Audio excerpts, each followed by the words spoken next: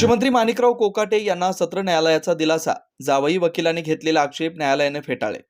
राज्याचे कृषी मंत्री माणिकराव कोकाटे यांना सत्र न्यायालयानं तात्पुरता दिलासा दिलाय. त्यांना 1 लाखांच्या जात मुचलक्यावर जामीन मंजूर करण्यात आलाय. तसेच न्यायालयानं त्यांच्यावरच्या 2 वर्षाच्या शिक्षेला तात्पुरती स्थगिती दिली आहे. त्यामुळे त्यांच्या आमदारकीला सध्या कोणताही धोका नाही. कोकाटे यांच्यावर खोट्या कागदपत्रांच्या आधारे घर लाटल्याचा आरोप होता आणि त्यानुसार त्यांना 2 वर्षांची शिक्षा तसेच 50,000चा दंड सुनावण्यात आला होता. मात्र अतिरिक्त जिल्हा न्यायालयानं हा निकाल तात्पुरता स्थगित केलाय. न्यायमूर्ती नितीन जीवने यांनी निकाल दिला.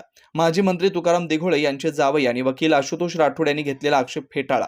मात्र माणिकराव कोकाटे यांच्या आमदारकीवर टांगती तलवार कायम राहील. सरकारी पक्षाचे वकील बाजू मांडणार आहेत. त्यानंतर अंतिम निर्णय होणार आहे. सुनावणी संपेपर्यंत कोकाटे यांना जामीन मंजूर करण्यात आलाय. या प्रकरणात तक्रारदार माजी मंत्री तुकाराम दिघोळे उपस्थित नव्हते. त्यामुळे त्यांच्या जावयानं घेतलेल्या आक्षेपाला न्यायालयानं फेटाळलं आणि फटकारलं. मात्र आमदारकी रद्द होण्याच्या मुद्द्यावर अंतिम निर्णय अद्याप बाकी आहे. याच्यामध्ये फरक असा आहे की डिस्क्वालिफिकेशन जे आहे 2 वर्ष किंवा 2 वर्षापेक्षा जास्त एखाद्या MLAला किंवा मेंबर ऑफ पार्लमेंट किंवा लेजिस्लेटिव्ह असेंब्लीच्या मेंबर्सना जर 2 किंवा 2 वर्षापेक्षा जास्त शिक्षा झाली तर ते मेंबर म्हणून डिस्क्वालिफाय ठरतात. तर हे डिस्क्वालिफिकेशनसाठी स्टे ॲप्लिकेशन वेगळं दाखल केलेलं आहे. बरोबर. जर स्टे मिळाला तर ते आत्ता तरी अपील पिरियड संपेपर्यंत किंवा अपील फायनली डिसाईड होईपर्यंत त्यांचं कामकाज चालू राहील. जर स्टे मिळाला तर आणि ती ऑर्डर उद्याला मेहरबान कोर्ट करणार आहे. आणि आता ते सस्पेन्शन आहे ते फक्त अपील पिरियड संपेपर्यंत किंवा अपील फायनली डिसाईड होईपर्यंत जी 2 वर्षाची शिक्षा केलेली आहे ती एक्झिक्यूट करू नका एवढ्यापुरतंच आहे ते. म्हणजे उद्या परत सुनावणी होणार. उद्या पुन्हा सुनावणी होईल. स्टे ऑर्डरवरती मी आज आर्ग्युमेंट केलेलं आहे. उद्याला आता सरकारी वकील साहेबांचं आर्ग्युमेंट ऐकून घेते. म्हणजे अपिलावरची कारवाई सुरू असेपर्यंत शिक्षेला स्थगिती म्हणता येईल. बरोबर. सर, याच्यामध्ये माजी मंत्री तुकाराम दिघोळे यांचे जावई आशुतोष राठोड यांनी देखील युक्तिवाद करण्याचा प्रयत्न केला. कोर्टाने त्यांना थांबवलं. नेमकं काय कारण होतं त्याचं? जे अपील दाखल केलेलं होतं ना, अपिलामध्ये जे आम्ही 2 प्रेयर्स केलेले होते, एक सस्पेन्शनचा आणि स्टेचा, ते या दोन्ही प्रेयर्सना दोन्ही विनंत्यांना विरोध करण्यासाठी म्हणून स्वर्गीय तुकारामजी दिघोळे यांच्या कन्या स्वतः ॲप्लिकंट हजर झाल्या होत्या आणि त्यांनी हे ऑब्जेक्शन घेतलेलं होतं की आम्हाला स्टे देण्यात येऊ नये. परंतु मेहरबान कोर्टाने त्यांचं सगळं म्हणणं ऐकून घेऊन आत्ता ह्या स्टेजला त्यांचं म्हणणं ऐकून घेता येणार नाही असा निर्णय दिलेला आहे. सर, आपण त्यामध्ये एक बाजू मांडली होती की त्या केसच्या संदर्भामध्ये जे पुराव्यामध्ये लोकांची नावं आलेली होती ती नावं घेऊन आमची केस अपील आमच्यासाठी कसं चांगलं आहे, मेहरबान ट्रायल कोर्टाने जे ऑब्झर्वेशन्स जजमेंटमध्ये केलेली आहेत ती काही मुद्दे त्यातले मी मेहरबान सेशन्स कोर्टाच्या निदर्शनास आणून दिले आणि ते मुद्द्यांच्यावरती आम्हाला अपील कसं चांगलं आहे ते मी मेहरबान कोर्टाला दाखवून दिलं. सर आता याच्यामध्ये शिक्षेला स्थगिती दिलेली आहे की म्हणजे 1 महिन्याच्या अपील या अपील दाखल करताना आपण अपिलाबरोबरच 2 वेगवेगळे अर्ज दाखल केले होते. एक सस्पेन्शन ऑफ द सेंटेन्स आणि एक स्टे ऑफ द सेंटेन्स. तर सस्पेन्शन ऑफ द सेंटेन्स मेहरबान कोर्टाने अलाव केलेलं आहे.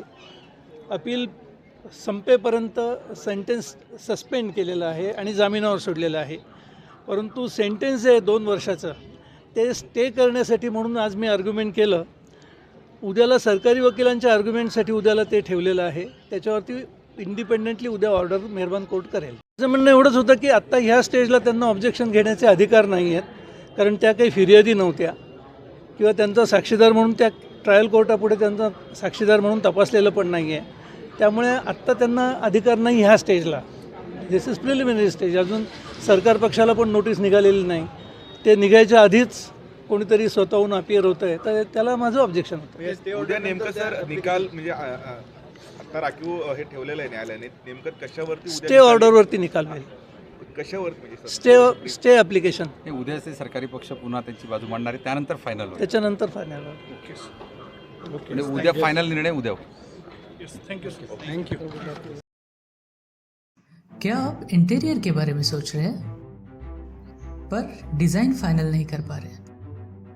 होम इंटीरियर या ऑफिस इंटीरियर, किसी भी डिज़ाइन आइडिया को रियलिटी में कैसे बदले, आज हम ये जानेंगे इंडस्ट्री एक्सपर्ट्स से. हमारी कंपनी जो है डिज़ाइन ब्यूरो, उसमें interior designing, renovation, architectural design, landscaping end renovation, furnitures, ये सारे जॉब्स हमारे यहाँ होते हैं और पिछले 20 साल से हम लोग इस फील्ड में हैं. और इसमें 2 से 3 कैटेगरी आप इसको डिवाइड कर सकते हैं, जिसमें कि हम रेसिडेंशियल बोलते हैं, कमर्शियल बोलते हैं और रिनोवेशंस बोल सकते हैं। बेसिकली क्लाइंट्स की नीड्स को अंडरस्टैंड करना, सो नीड बेस्ड एनालिसिस हमारे यहाँ होता है।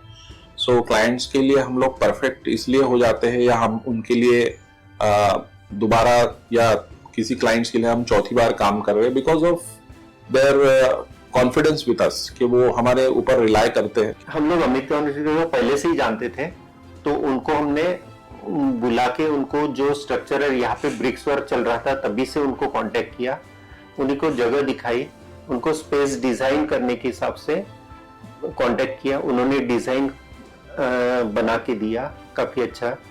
जो भी उसमें जो भी चेंजेस थे उनको वर्कआउट किया हमने। जब जो मटेरियल लेना था वो साथ में हमारे आए, सिलेक्शन के लिए आए, वो जो भी सारा सिलेक्शन उन्होंने काफी अच्छे से करवाया। जो भी उसके बाद में जो एक्सपेक्ट था उससे ज्यादा बेटर ऑफिस उन्होंने बनवाया। बजट अगर आपका लिमिटेड है तो लिमिटेड बजट में भी आप एक अच्छा इंटीरियर कर सकते हैं, ये हमारा विश्वास है। और हमारे क्लाइंट्स के लिए हम वही दे रहे हैं और उसी से हमारा क्लाइंटल बड़ा है। हर क्लाइंट की एक अलग स्टोरी होती है, उनका एक अलग रिक्वायरमेंट्स होता है। कई बार ये सारा मिस आउट हो जाता है, हम अपने डिज़ाइन उन पे लाते हैं, वो नहीं होना चाहिए। उनको क्या चाहिए वो हम डिलीवर कर सकते हैं, बस वो उनके बारे में हमको समझना पड़ेगा।